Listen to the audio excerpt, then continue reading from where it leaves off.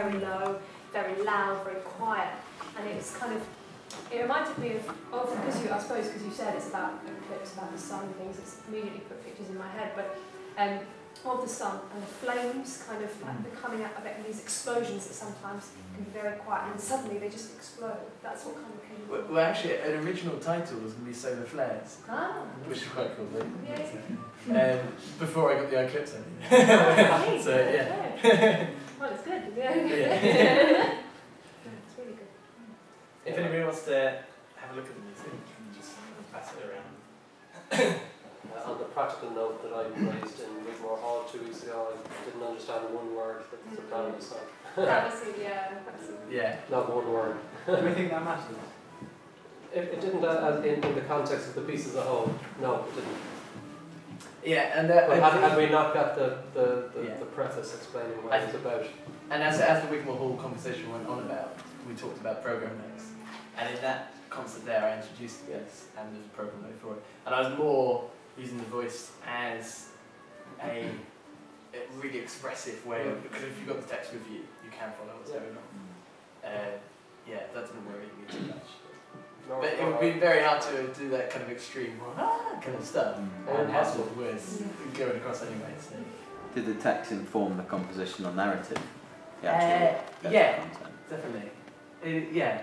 The Amphitheatre upon Mankind with the whisper, I suppose that's the most obvious point of that.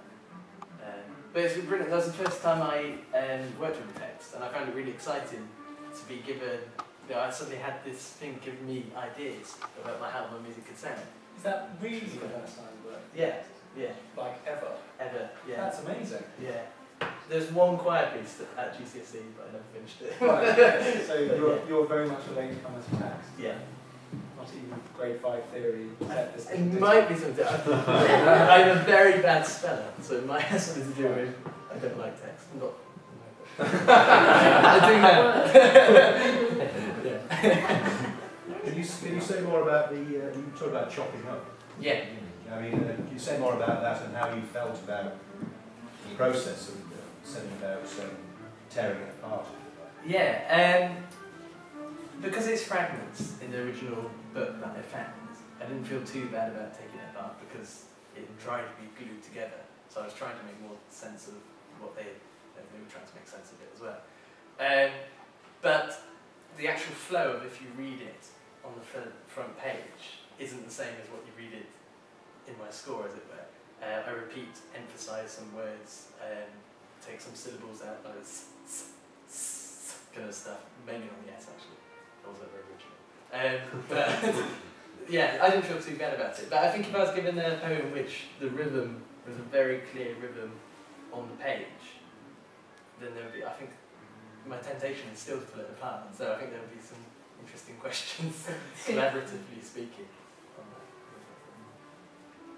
Was there anything in there, perhaps before a final draft or anything, that you gave to a singer and they said, I can't do that, and then did you perhaps, or did you give them the score and they were able to do that? There should have been, but there wasn't. Right. Mainly because one singer dropped out. And so I had another singer, and by then it was too late, the orchestra had already been rehearsing. So there's some rhythms that she does just because she couldn't quite hold it that high for so long. That changed. But apart from that, it's everything useful. It does, Tom, it's interesting because I love the vocal writing, but I think the point you were making is a really good one, which is that, and it's worth being aware of, that actually the way text is affected by where it sits in the voice has everything to do with whether you understand the words or not.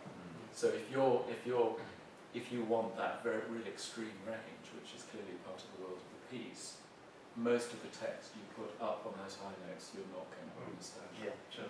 So it's often a choice a composer has to make about, do you therefore use just vowel sounds, do you break the words down so that they're just sort of vocalised?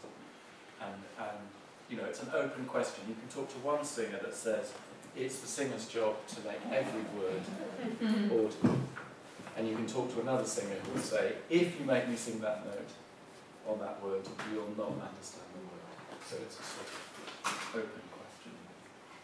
Really enjoyed about the text to the fact that even with where the voice sat when it was when it was actually singing, you you never lost it within the texture of the orchestration that's around it. I really appreciate that 'cause a lot of the time I find that challenging with some modern composition where it's so thick, but it hasn't been thought about where the segments actually got little place seats in the harmonic structure of everything. Yeah. I thought it was really great. I think that ties into the idea of which bits I wanted to be understandable and which weren't. Because the ultimate is when everything stops and you just get the yes, called about mankind. Everybody in the audience can understand that because it is spoken, it's looking directly at you, you know. And so it's kind of non-understandable going into understandable and going out again. And that at that point as well, the texture totally thins out to. And yet later on, when she's really high, you can't understand the words, and the texture is really thick around her. So I think that was kind of shape of Sure. on that. Well, as you say, the texture varies, but I was very struck by the feeling that we had a recurrent set of intervals, which are actually quite strange to my ear and quite wide. So they were recurrent. We were travelling back through them, and this seemed to fit very well a poetic cycle that has no progression to it. I mean, okay, look, there's no progression. There's no narrative of, it began there and ended there. Yeah. That's Sort of steady state, you mean? Kind of. Yeah, sort of, steady state poetry. Yeah, definitely.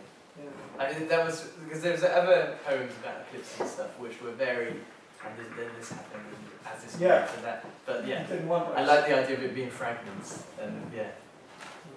I think we should. Thanks very much, Tom. That's really great. I'm sure some of these themes will be recurrent because they always are. But great. Who wants to go next?